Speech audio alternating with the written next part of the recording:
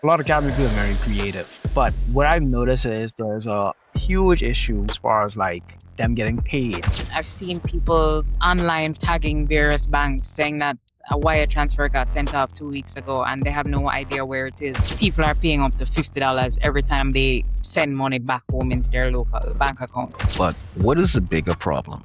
Caribbean people lacking opportunity or Caribbean people lacking the financial infrastructure to receive the opportunities already available to them?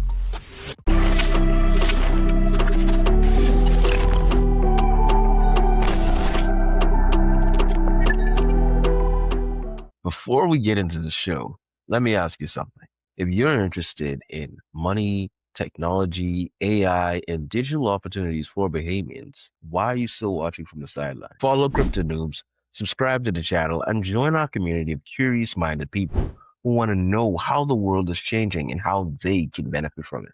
Without further ado, let's get into the show. Welcome back to this week's episode of the CryptoNoobz podcast, where we talk about money, tech, and opportunities for the Bahamas. I'm your host, Nelson Ricardo.x, and I'm here with my co-host, Mon Astwood, aka Lambo.242. And on this episode, we're going to be interviewing a tech entrepreneur who had just launched something that's going to be really helpful for the Caribbean in its entirety. Without further ado, we would like to introduce you to Miss Monique Powell. How are you doing, Miss Powell? Pretty good. I'm excited to be here with you guys, talk some more about what we're building here at Sendana. That's wonderful. So first and foremost, we have to just kick it off by saying this, like, what is Sendana? We've seen the trailers about this brand new, seems like a banking system that's supposed to help out content creators, just freelancers or what's not. Like, out of the gate, we need to understand what is this and how is this going to impact the Caribbean? Yeah. So Sandana is a borderless banking platform that's built on stablecoin rails. That's primarily geared towards freelancers, remote workers, content creators who want to be able to earn globally and spend locally with ease. So we provide them with US bank accounts that they can sign up for using just their local ID. They are able to get spend cards that allow them to spend from those balances anywhere in the world that Visa is accepted. And they're also able to withdraw cash from their accounts at any MoneyGram location. That's over 400,000 of them right across the globe.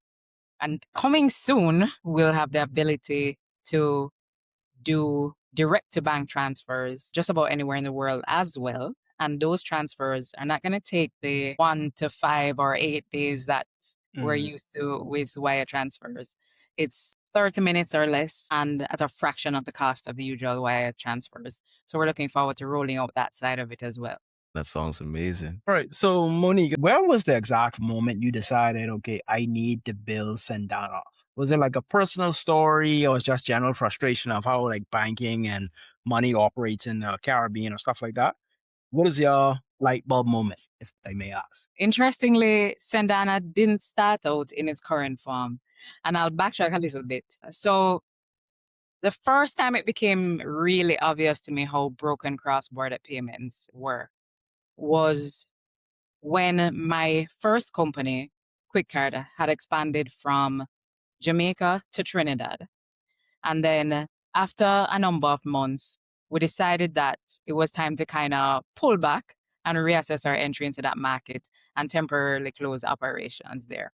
But there was a team member we had in Trinidad who we liked and wanted to keep working with. I had no idea it was going to be that difficult to pay her from Jamaica. Bear in mind, we had already closed our accounts in Trinidad. And every month for about 4 months, I had to go and stand in line at Western Union just to pay her because there was no way to send funds from my Jamaican bank account into her TT account there. And we could have worked around that by having her set up a US dollar account at her own bank, but that bank required a $500 US deposit to create that account. And I decided I wasn't going to put her through that. We only solved that problem when her brother put her on to added her name to his US account in the States, and she was able to start getting paid that way. All right, I got you.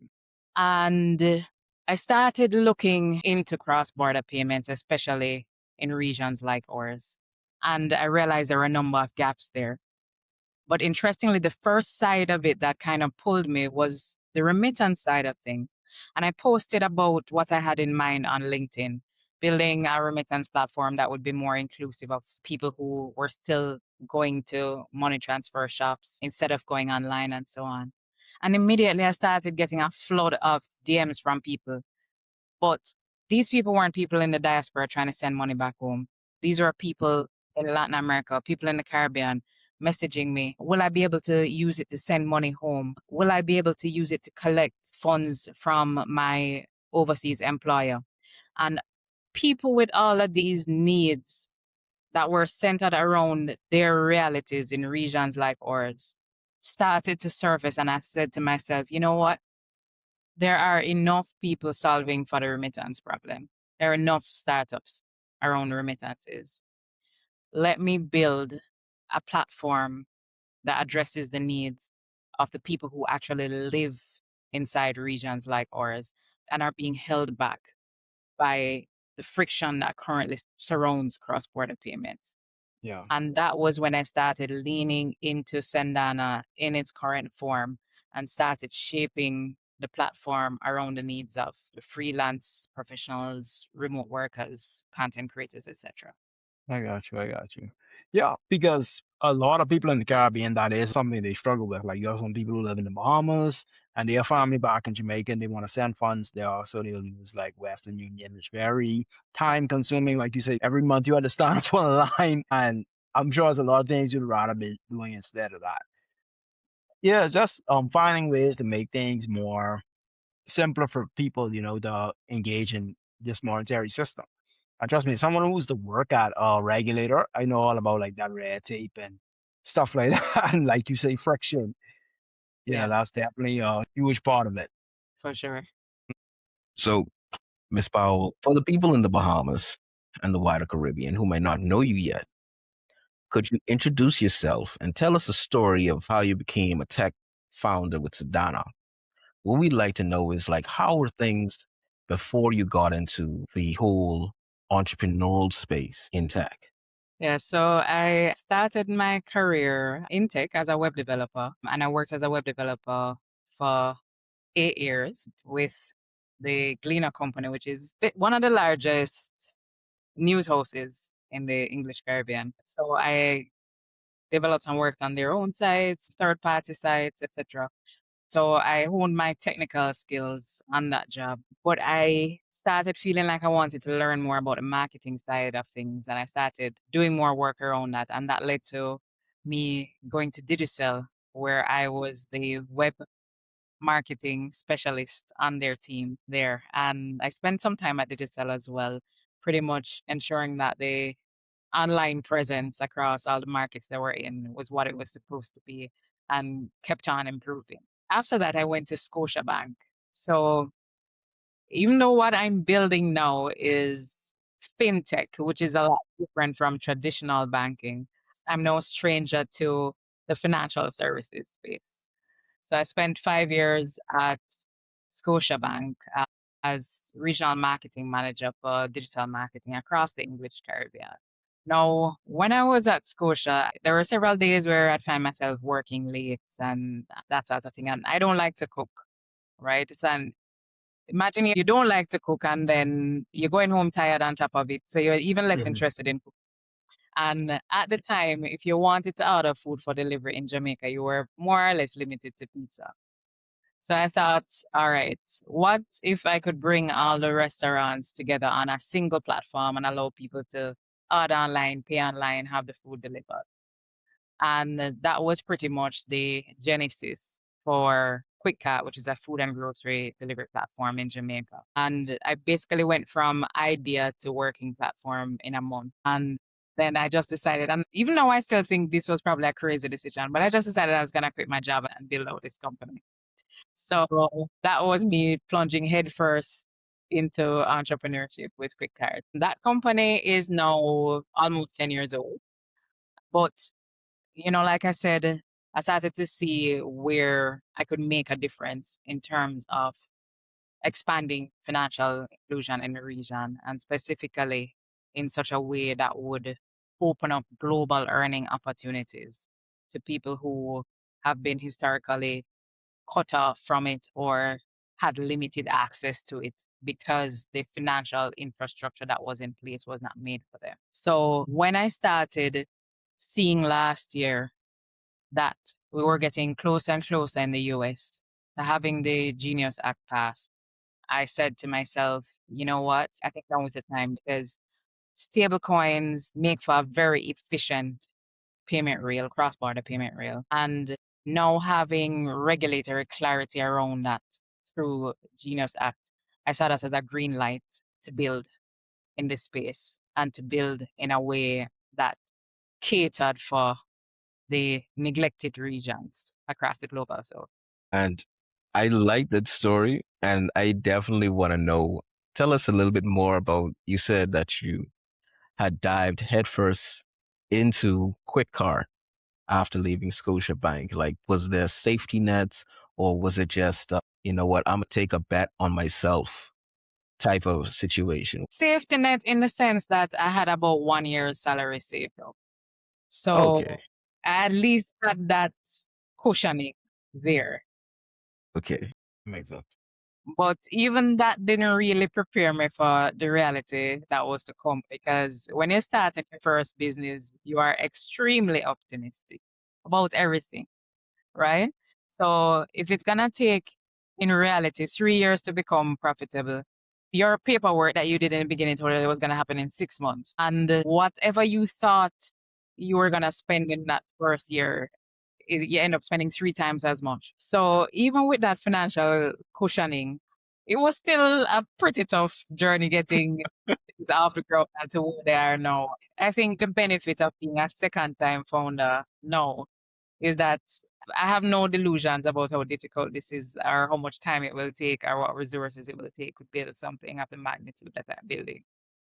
So that's a good thing of that comes from me now doing this a second time. As you live, you learn. You get better at it. You get sharper. You now hit things with more precision. For the audience listening in, that's a great lesson about startups. You know, to be honest, when you actually have a startup, sometimes things can get rocky. And I think the ability to bet on yourself is one of the best situations that you could, well, really give yourself that push, that drive. I think I chose one of the most challenging spaces to build in, because that first company, that is, it was very labor intensive. So, a delivery doesn't happen unless there is a human on the other side waiting to pick up that delivery and drop it off. And there are a whole lot of things that can go wrong and do go wrong between that order coming in and it getting to that rider and it getting to the customer. But again, like building something super hard the first time now gives me the confidence to build something like this. So this is not going to be easy by any stretch.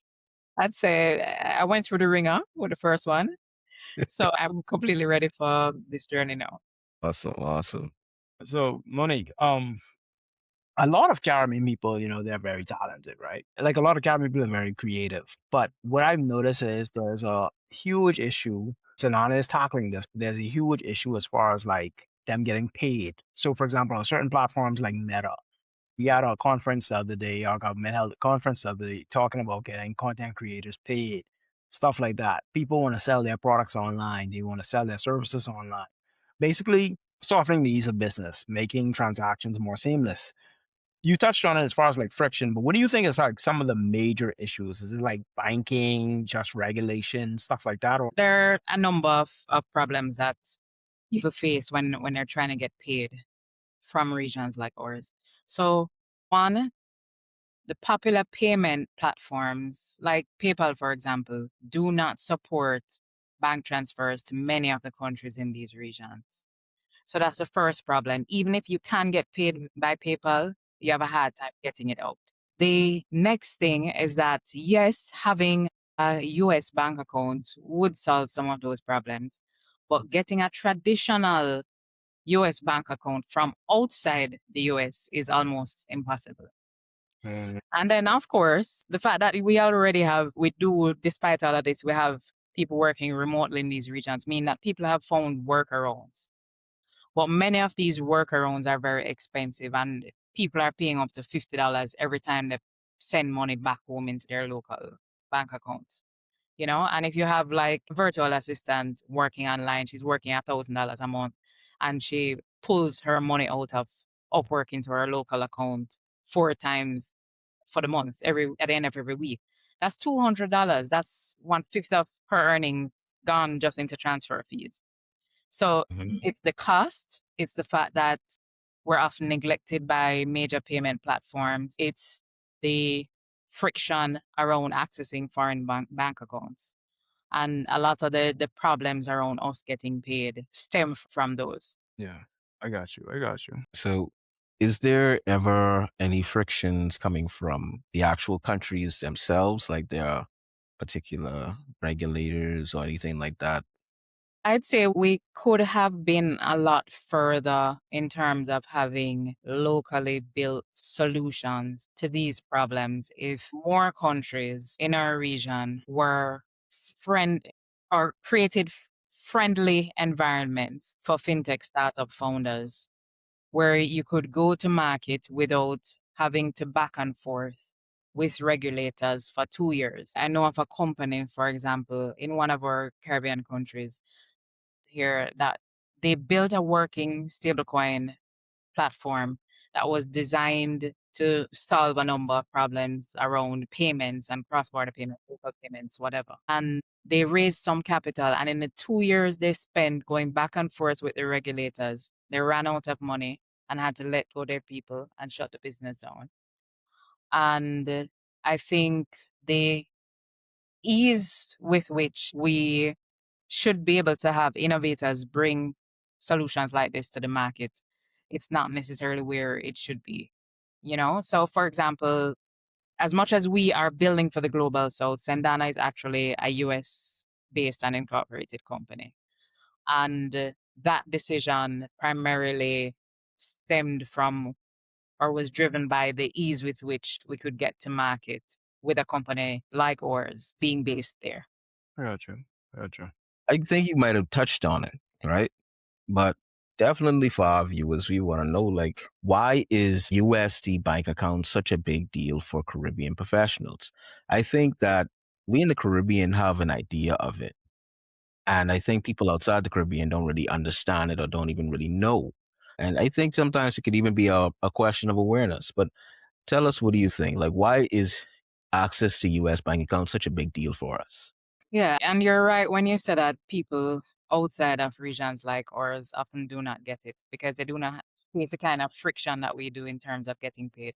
Things that they take for granted are very difficult for us. So the matter of having not just a USD account, because you can get USD accounts through your local bank, but an account that is actually tied to a US bank makes things a whole lot easier for people who are looking to get paid from overseas clients or from overseas platforms. So I'm going to use Upwork as an example. If you're doing a wire from Upwork into a bank account in Trinidad or in Jamaica, for example, you're paying $50 every time you wire out. If you connect a US bank account, that transfer is free. So imagine going from paying, for example, $200 a month just to get your money to paying nothing to get it into this US bank account and then paying minimal fees if you want to offer. And that's crazy. And that's just one example. There's the whole matter of making it easy for clients that you find online to pay you, because some people, unless they want to work specifically with you and you only, it can be that the friction associated with paying you makes them say, hey, you know what, you're great, but this is too much, right? But when you can say to them, look, you can just send me an ACH, send me a wire, I have my US bank account here, don't worry about it. It makes that part of the conversation so much easier. And I think in doing so, just removing that friction around getting paid, we open up the global economy to a lot more people. and allow people to increase their earning potential and have more money flowing back into their pockets and into their local economies as well. Hmm. And what you said is really so true because, like, an example that we had personally is we know it is to have an event and we just wanted to get, like digital payments. Here in the Bahamas, we usually use a lot of cash. And, you know, that's because when it comes to digital payments, it could be a bit difficult. So we use PayPal. And when we use PayPal, we got the money. But now to transfer it from PayPal to our local bank account took about 40% of the revenue that we made that day. Oh, that's crazy. Yeah. Yeah. So it was crazy. And it's like, okay, what's going on here? Because that really cuts deep into whatever it is that you're doing. So you have the difficulty with moving the money, you have the cost associated with the money, and then you also have the wait time as well. I've seen people online, for example, tagging various banks saying that a wire transfer got sent off 2 weeks ago and they have no idea where it is. And the local bank can't tell them where it is, and they're not giving them enough information for them to go to the bank on the other side to find out what is happening. So money is in limbo for weeks. Yeah. No? So we solve not only the problem of people getting paid at the source with the US bank account, but we also make it a lot easier for that money to get into their hands in a way that they can use it. Because once that money hits your US account, it's automatically converted into stablecoins. So if you're familiar with stablecoins and moving money on chain, you can send it to other people that way. Or if you're unfamiliar with all that stuff, it's fine as well. You top up your Sendana card on the platform, you use it and you spend in store, you pay online, etc. Or if you want cash right away, like I said, we have that integration with MoneyGram that you can get cash within minutes. Basically, less than 5 minutes between punching in the withdrawal in the app, getting your referral code, walking into MoneyGram and picking up your cash. Compare that to your money stuck in limbo for several days, not knowing when you're gonna get it. I would like to put a pin right there. I would love for you to explain to our audience what are stable coins in a very simplistic way. Yeah. So a stablecoin is essentially a digital dollar that lives on the blockchain that is pegged usually to a major currency. So you have USDC or USDT, for example, that is pegged to the US dollar. And one US dollar is always equal to one USDC or one USDT, right? And especially in the case of USDC, it is backed by real dollars held in reserves. So for every one USDC that is in circulation, there is an actual dollar that is in a reserve somewhere to ensure that this remains stable and doesn't crash. So very stable rails, very fast and efficient way of moving money globally. And I think more and more you're gonna have even traditional financial institutions putting a lot of their money movement on stablecoin rails because it feels Speak that it. much more efficient. Speak it. We love to hear about it. Absolutely, absolutely. And I'm happy to be bringing this to regions like ours. Since we launched 2 weeks ago, we've had several people already actively transacting on the platform. And it fills my heart to have all of these people using stablecoins, moving stablecoins, spending stablecoins, many of them having no idea what a stablecoin is. And to me, that is good UI, that's good UX, right? Yes. And we specifically built the platform in such a way that you don't have to have a single clue about anything related to blockchain or anything related to stablecoins. It looks and feels very much like your traditional Web2 or banking app. And that's exactly what we were going for. So we abstract away as much of the blockchain references as we can. So it feels very familiar and feels very easy to use. Makes sense. Makes sense. So, Monique, this question is your journey as a Caribbean founder. When it comes to fundraising, right?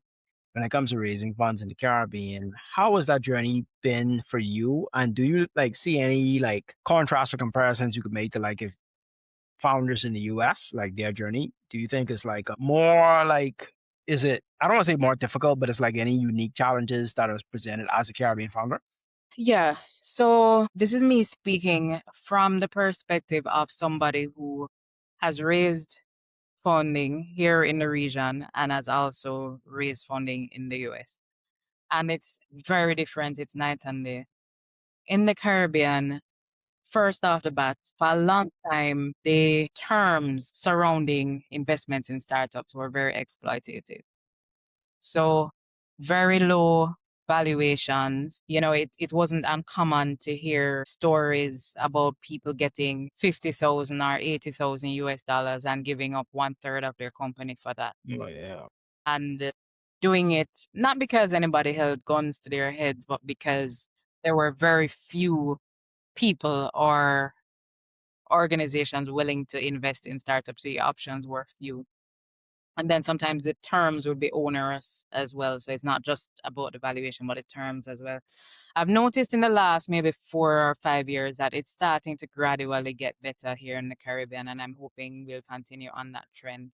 I find that in the US, they have become familiar with the fact that startups are its own category of business.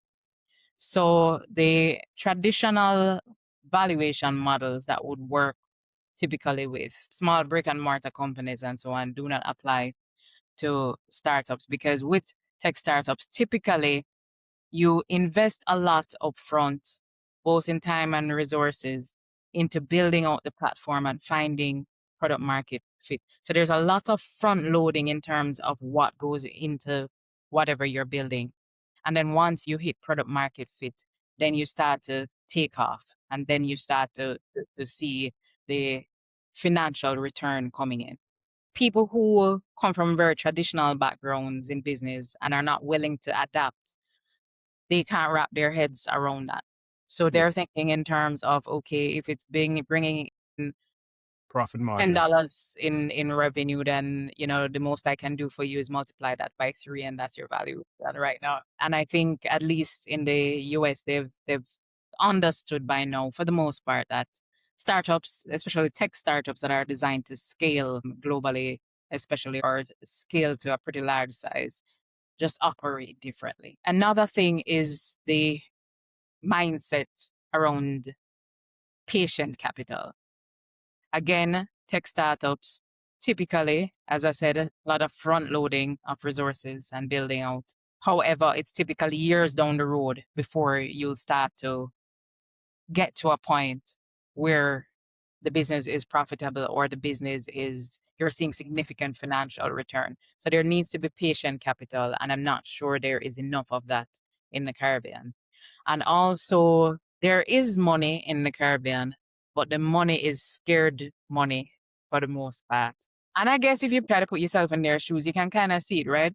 So they would rather put money into yet another real estate development because it seems safe. And at least if something goes wrong with that investment, there are 2 apartment buildings that they're looking at that they can sell the units, even if they have to sell them below cost. At least they're seeing something tangible that it settles their mind and in some ways removes the risk associated with making those investments. So they'll invest in a real estate, they'll invest to a lesser extent in things like manufacturing, but tech startups, not really. So the risk appetite is not there. The willingness to extend patient capital is not there. And the willingness to open themselves up to modern ways of valuing startups and so on is not necessarily where it should be in the Caribbean. Yeah, I understand that, because like when you're dealing with tech companies, for example, you can't compare the EPS of a tech company to that of a bank. It's not going to be the same thing, because a lot of tech companies, they tend to focus more so on, especially like apps, they look for subscribers more. They want to make sure they bring awareness to the project. So some of the biggest tech companies you have weren't profitable in the early years, even when you were hearing about them. It took like years for them to build out their revenue model to get to those profit margins that investors are looking for. And when you see it like Silicon Valley, what they do is it's almost like they just throw out a bunch of seeds and just to see which one is grow. Like I've heard venture capital firms say, they'll invest in 30 companies. They only need one though. do well, and that one will make up for the rest. And that's how they kind of keep their portfolio. But Yeah. yeah, I like that. I like that. And I could definitely understand situation like we're in the Caribbean, because even like with our parents, when you talk about investing, the first thing they think about is real estate. Not that it isn't a viable investment, it's just that it's something tangible, something they know about.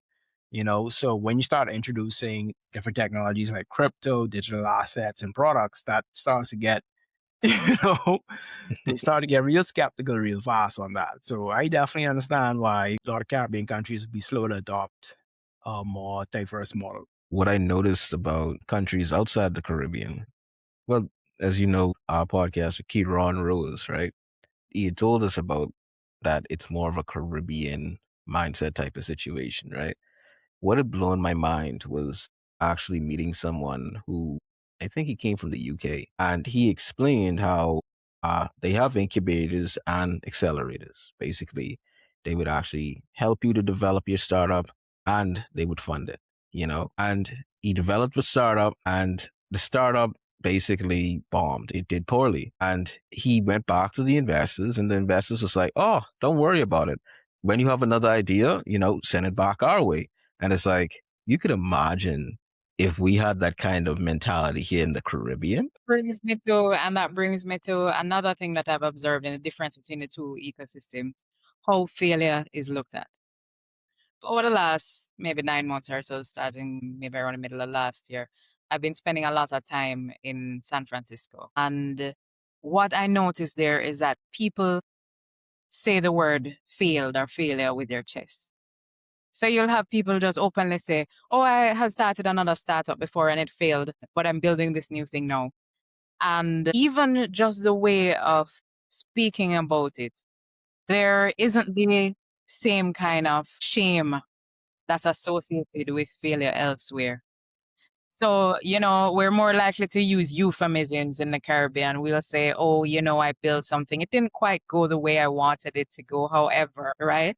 But they'll say, no, the first thing we did, it failed, but we know it failed because X, Y, Z. So we're taking all those lessons into the next startup.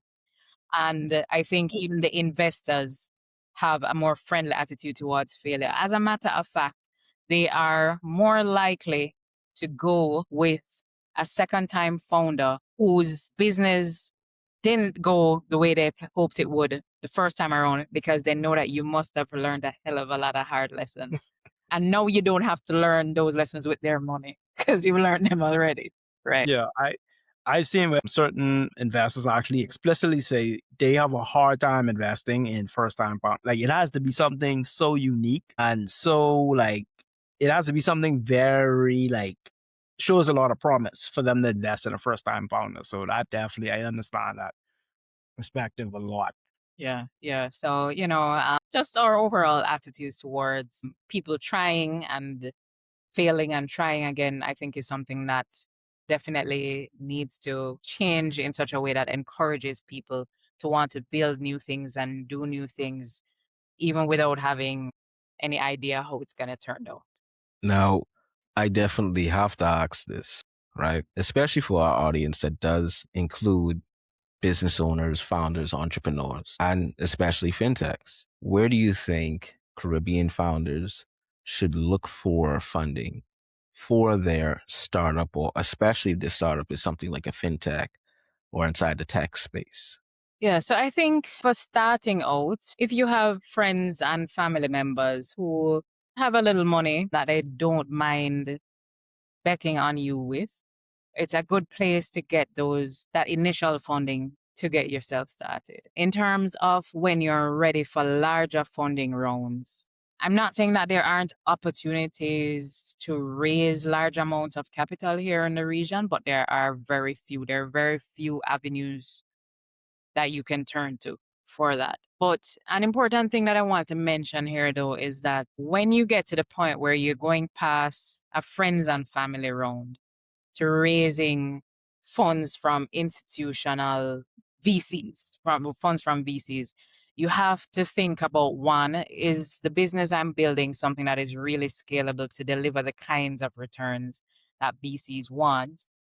And two, if it is, am I willing to do what it takes to build a business that can grow massively? And the answers to both of those questions should be yes before you seek VC funding because of how VCs think. I think it may have been Lamont that made reference to this earlier about VCs in the US betting on 50 companies, knowing full well that probably only one of them is going to do well. But they take that approach because they're expecting that the one that will do well is going to do so well that it makes up for all those other losses. So every business that they cut a check into must be one that they can see potentially becoming in that one that does it for them. So not every business, not every startup is scalable to the extent that it will be able to grow that way. And I think even before you see that funding, it's a honest conversation to have with yourself. Is that what I'm building? Is that the kind of business I'm building? And if it's not, that's totally okay. But that does need to be a conversation that you have with yourself. Monique, let me ask you this. So if Sendana works, how can you see it shifting the Caribbean in the next 5 to 10 years? How do you think it will shape or reshape finance, banking, and the monetary system in the Caribbean, especially for the average everyday person in the Bahamas, Trinidad, Jamaica, Guyana, places like that? Okay, so one, access to more efficient and modern banking platforms. Because my vision for Sendana is not to have it be a platform where people use it to withdraw their earnings and then move it somewhere else and they only return to it every time they get paid. What I want to build is something that is so robust that for all these freelancers and remote workers and content creators, it becomes the app they use for their day-to-day banking. And that's what we're building towards. A place where, regardless of where you're from, you have access to a modern banking platform that works the way you think of a banking platform should be working in this day and age. On top of that, it would change the way a lot of people work. And in the sense that once we remove those earning potential, the friction that stands in the way of their earning potential surrounding payments, etc., then more and more the average person will feel like, okay, the door is open for me to explore opportunities to earn globally, to export my skills, even if the skills that I have may not be in demand in the particular country I'm in. I don't have to leave to find a job that aligns with me. I can work online and feel confident that I can operate seamlessly from wherever I am. And that includes having banking infrastructure or banking platform that allows me to work online, get paid online, manage my money online in a way that feels seamless. So it's about creating earning opportunities. It's about opening up the global economy. It's about expanding financial inclusion. It's about modernizing banking for many of the people in regions like ours. Wonderful. I like that. That's wonderful. So we're nearing the end of the podcast, and you've given us tons of value and very much explained well how Sandana is going to be changing the Caribbean and allowing lots of content creators, freelancers, and just people in the Caribbean to be able to do online banking and be able to withdraw their money and still have fast transfers as well. But the question that I have for you is, what is the bigger problem? Caribbean people lacking opportunity or Caribbean people lacking the financial infrastructure to receive the opportunities already available to them? I think more and more there are a lot of opportunities that are open to our own people that previously would have required them to migrate and go elsewhere. A lot of companies are turning to remote work. Some of them have closed their offices altogether, which means it's now far less important to them where you're located, or they're much more focused on whether you can get the job done. So if you can stay in the Bahamas or in Trinidad or in Barbados and show people that you have the skills needed to perform a particular job, they're less likely to consider your location a hindrance. So that opens up a lot of opportunities for our people. It's about now positioning ourselves to be globally competitive in terms of our skill sets, and then putting ourselves out there to go after and get those opportunities. And then, of course, Sendana is here when it's time to get paid and to manage the money that you're earning from those opportunities. That's wonderful. That's wonderful. Well, once again, we'd just like to thank you, Miss Monique Powell, for coming on of the CryptoNoobz podcast. Monique Powell, CEO and founder of Sendana, allowing digital banking for the Caribbean. And what's a particular term? Caribbean and the what South? So it's a global South, which includes regions like the Caribbean, Africa, South Asia, etc. Awesome, awesome. And before we log off, I'd want our audience to just know, how could they contact you if they have more questions about Sandana, and where could they find you on your socials? Yeah, so if they want to connect with me, the social platform that I use most is Twitter, aka X. So they can find me at Monique Powell. In terms of finding out more about Sandana itself, they'd go to usesandana.com. Awesome, awesome. Well, thank you once again for sharing your value with us and just letting us know about this great new system that is going to definitely help out many of us, especially here in the Caribbean. I encourage you guys to just go and try out Sendana for yourself. Try, see how it feels, and, give Monique and the rest of the Sendana team some feedback. And with that being said, thank you for joining us with yet another episode of the CryptoNoobz podcast. You guys have a great day.